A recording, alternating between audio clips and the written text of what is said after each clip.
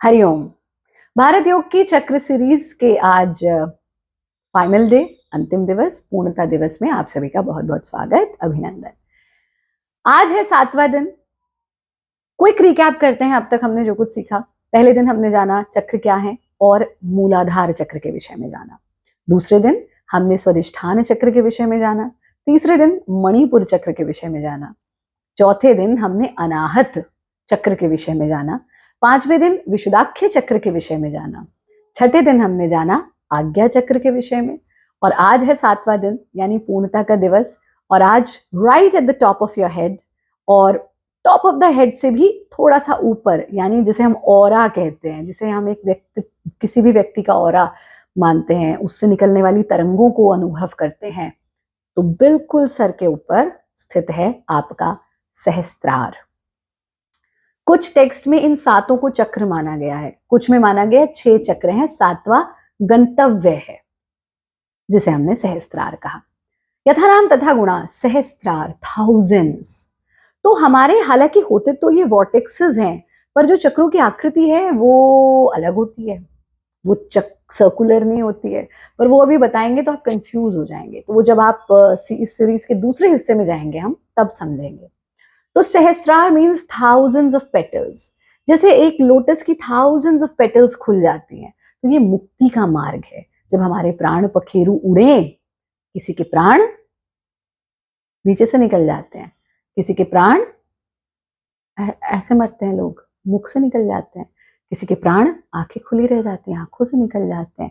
पर जो योगी है, जिसने सचमुच में साधना की है, जिसने चक्रों को साधा है, प्राण को साधा है, जिसने मन को साधा है, उसके प्राण सहस्त्रार से निकलते हैं। तो thousands of petals get opened और आप शांति के साथ देह त्याग करके जाते हैं।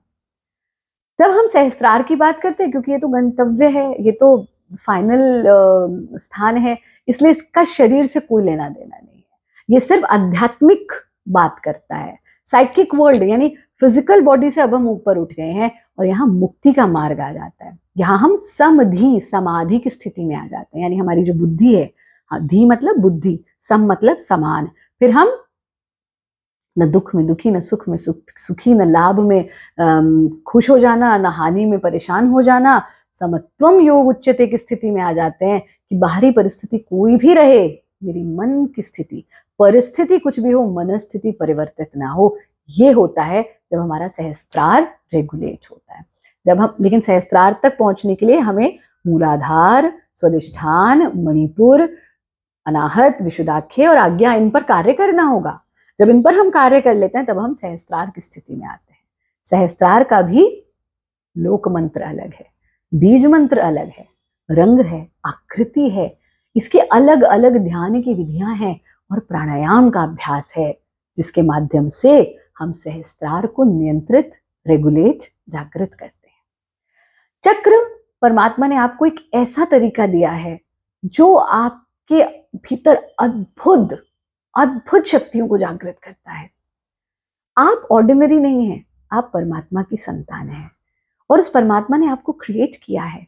सो you have immense potential to be whatever you want to B.